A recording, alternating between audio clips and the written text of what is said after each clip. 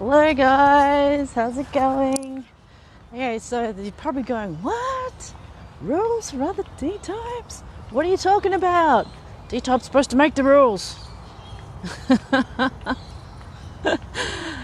This is to do with people who play outside of their primary dynamic.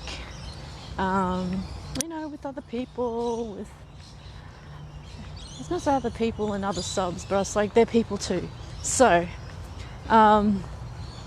one dominant said, there's a partner I have that's been topped, or this other dominant I was talking to, and they were topped by this other one, and they asked, what rules do you have for your subs if they're being played by other D-types? This person said that other than not collaring their sub, whether in play or not, or for a session or not, they don't really have any other rules.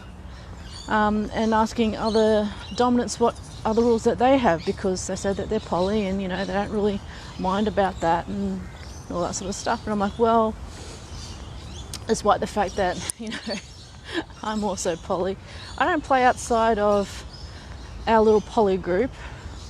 These are rules that, kind of evolved and or were talked about and just sort of adopted as a given, not written down in solid stone.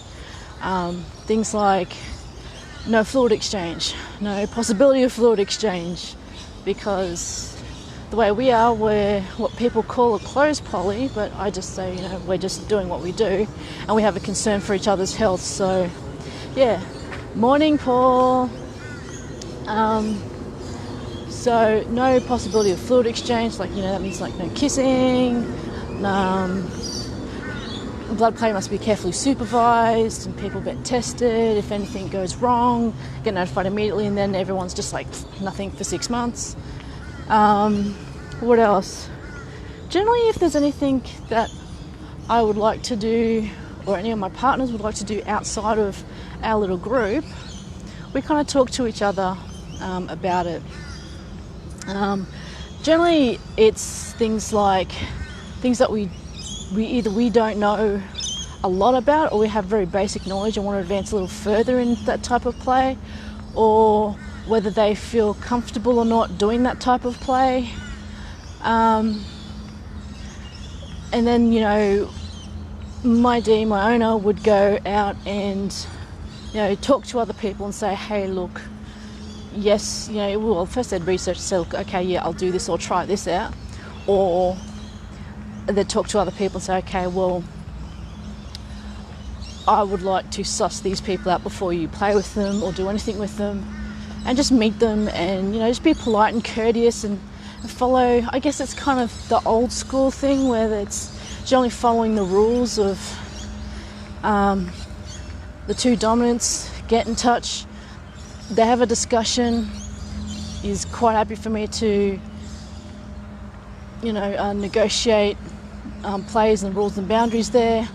And then, as being polite, after play, doing debriefs, and then the dom also thanking the prospective dom for playing with the other person's sub, not just saying, okay, well, whatever.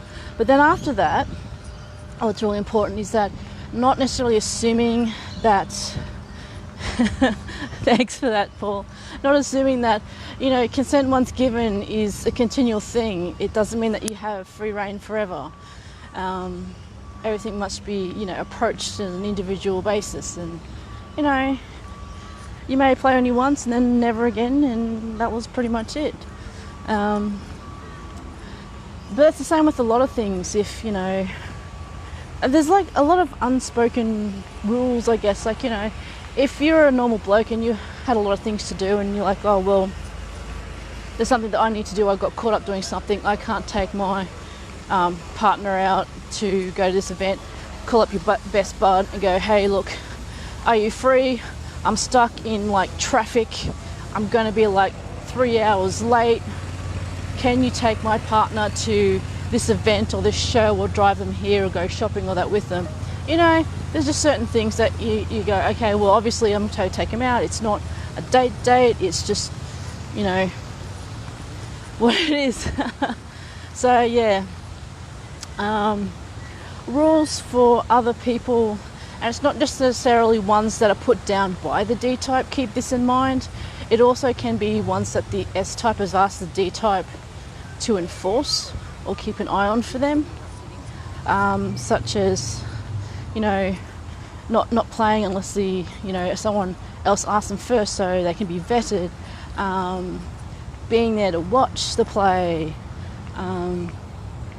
They may not feel comfortable enforcing certain boundaries, but other D-types might respect those boundaries more if they come from a D-type, you know? It's a bizarre thing, I don't know. The thing is with me, if it hasn't been specifically negotiated, just don't do it. Keep a note of it for next time. If there is a next time, you might want to do that, and then you ask about it. Ask the D-type and the S-type, both of them, just to make sure everybody's in the loop.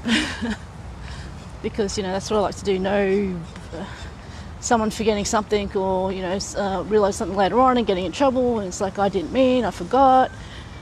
Things like that. Anyway, so there's certain types of rules a lot of people have with regards to kink and their subs and doms and how they play with others. Have you or do you have rules such as that? Spoken or unspoken, or just it's what you both kind of lean towards, or all of you lean towards? What are other rules other people have? Have you thought about changing those rules? What makes you change those rules? How easy they are for you to enforce?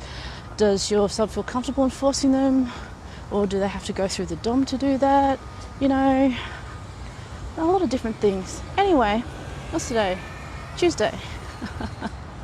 Nice and sunny. It's supposed to be really hot today, 34. So take care, guys. And Luke, I hope the sun's shining there enough for you for your green stuff, which keeps growing. I know at Neindorf they've got a lot going, and they're going to do some cutting. Anyways, I'll catch you guys later. See ya. Bye.